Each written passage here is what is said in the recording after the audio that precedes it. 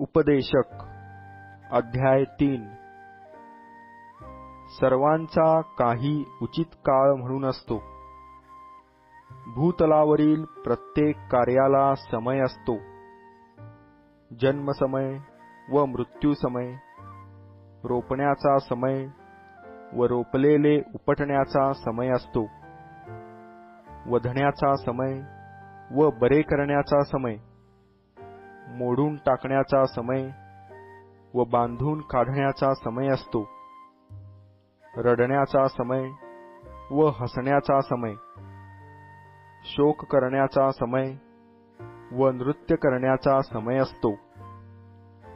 धोंडे फेकून देण्याचा समय व धोंडे गोळा करण्याचा समय, आलिंगन देण्याचा समय व आलिंगन देण्याचे आवरून धरण्याचा समय असतो। शोधण्याचा समय व गमावण्याचा समय, राखून ठेवण्याचा समय व टाकून देण्याचा समय असतो। फाडून टाकण्याचा समय व शिवण्याचा समय, मौन धरण्याचा समय व बोलण्याचा समय असतो। प्रेम करण्याचा समय व द्वेष करण्याचा समय, युद्ध करण्याचा समय व सख्य करण्याचा समय असतो। मनुष्य ज्यासाठी कष्ट करीतो त्यात त्याला काय लाभ? मानवजातीस जे कष्ट देव भोगाव्यास लावित असतो ते मी पाहिले आहेत। आपापल्या समयी होणारी हर एक वस्तू त्याने सुंदर बनविली आहे। त्याने मनुष्याच्या मनात अनंत कालाविषयीची कल्पना उत्पन्न केली आहे। तरी देवाचा आधीपासून अंतापर्यंतचा कार्यक्रम मनुष्याला उमगत नाही। मनुष्यांनी आमरण सुखाने राहावे व हित साधावे, या परते इष्ट त्यास काही नाही हे मला कळून आले आहे। तरी प्रत्येक मनुष्याने खावे, प्यावे व आपला सर्व उद्योग करून सुख मिळवावे, ही देवाची देणगी आहे।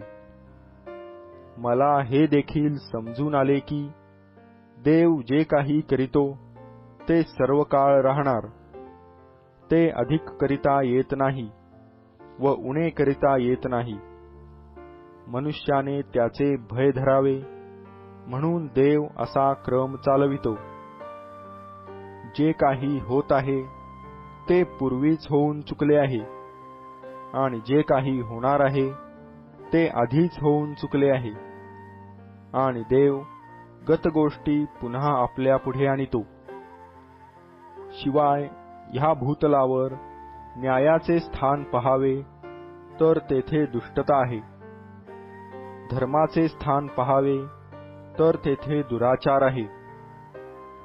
मी आपल्या मनात म्हटले, देव धार्मिकाचा आणि दुष्टाचा न्याय करील, कारण हर एक गोष्टीचा व हर एक कामाचा नेमलेला समय आहे।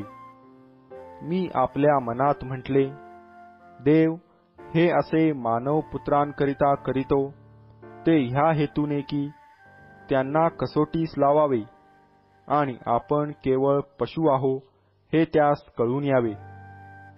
मानवपुत्रावर प्रसंग येतात तसे पशुवर येतात, दोघांवरही एकच प्रसंग येतो। हा मरतो तसाच तोही मरतो।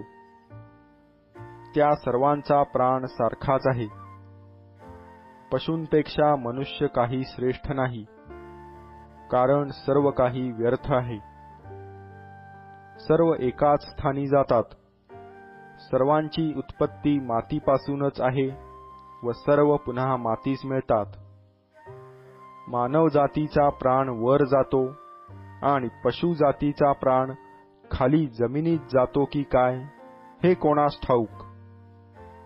ह्यावरून मी असा विचार केला की मनुष्याने आपले व्यवसाय करून सुख मिळवावे, या परते इष्ट त्याला काही नाही। त्याच्या वाट्यास एवढेच आहे। त्याच्या मागे जे काही होणार ते त्याने पहावे, म्हणून त्याला परत कोण आणील?